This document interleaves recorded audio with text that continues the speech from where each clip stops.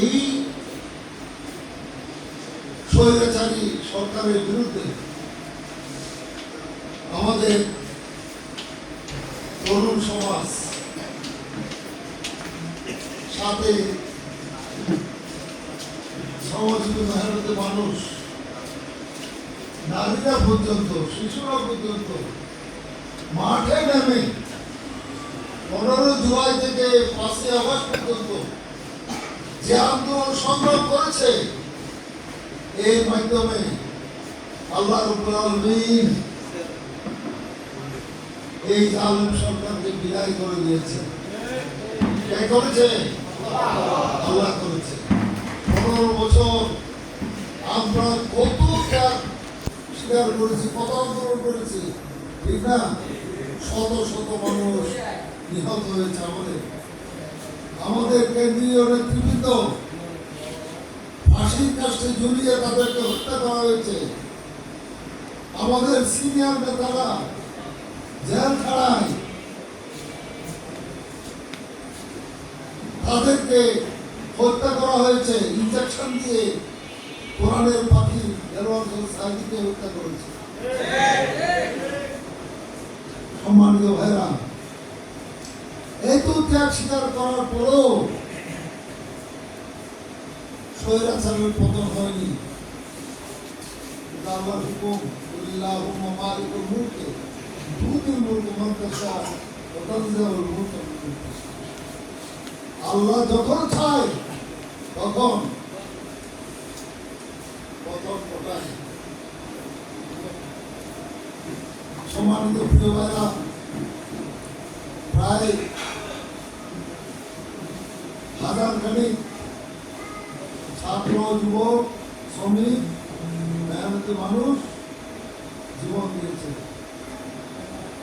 তাদের রক্তের বিনিময়ে আল্লাহ আমাদেরকে বিজয় দান করেছেন। আমি আমার আলোচনা শুরুতে আল্লাহ সুবহানাহু ওয়া তাআলার কাছে দোয়া করছি, যারা এরকম ত্যাগ স্বীকার করেছে, জীবন দিয়েছে, তাদেরকে বদর, উহুদে যারা শহীদ হয়েছেন, তাদের সাথে ইয়া রাব্বুল আলামিন তাদের সাথে জান্নাতে থাকার তৌফিক দান করুন। আমিন। আবু সাঈদ একটা ছাত্র, অল্প বয়সের ছাত্র, বলে দিয়েছে মারো মারো, আর বলো পিছনে যাবো না। আলহামদুলিল্লাহ, তাদের রক্তেই আল্লাহ আমাদেরকে বিজয় দান করেছে। শহীদদের যে কি মর্যাদা আল্লাহ রাব্বুল আলামিন পরিষ্কার করে কোরআনে উল্লেখ করেছেন। ওয়ালা তাকুনু লিমান ইউক্তালু ফি সাবিলিল্লাহি আমওয়াত ওয়াল আহইয়াউ ওয়ালাকিন লা তাশউরুন। যারা আল্লাহর পথে জীবন বিলিয়ে দেয়, তাদেরকে তোমরা মৃত বলো না, তারা জীবিত। তোমরা জানো না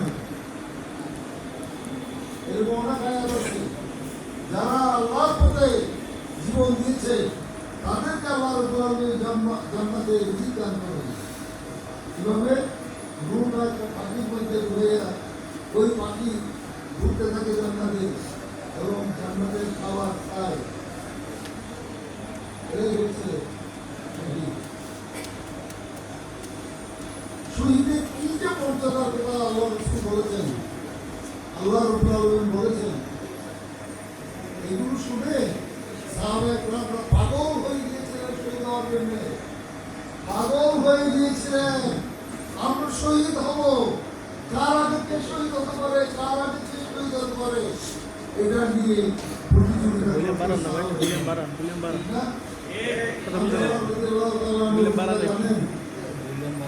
উহুদের যুদ্ধের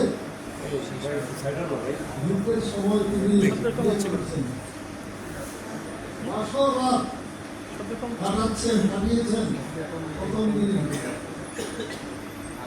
মাসর রাতের শেষ দিকে ফজরের আগে উনি শুনলেন যে উহুদের ময়দানে কাফেররা মুসলমানদের উপর আক্রমণ করে অনেককে নিহত করেছে, হত্যা করেছে। এই কথা শোনার পরে তার উপর উত্তম ফলত ছিল, ঘোষণা না করে তিনি ময়দানে চলে আসলেন, উহুদের প্রান্তরে চলে গেছেন। যুদ্ধ করতে করতে তিনি শহীদ হয়ে গেছেন। আপনারা যখন চলে গিয়েছেন তারপরে তখন আল্লাহ রাসূল সাহাবায়ে কেরামদেরকে নিয়ে শহীদদের দাফনের ব্যবস্থা করছেন। এই সময়ে দেখা গেল হানজালার লাশ যখন আসলো, হানজালার শরীর থেকে টপ টপ টপ টপ করে পানি পড়তেছে। সাহাবায়ে কেরাম জিজ্ঞেস করতেছেন, ইয়া রাসূলুল্লাহ, কেন এই পানি কেন পড়তেছে? ওটা হানজালার উপর গোসল করেছিল, সে বাসন ছিল,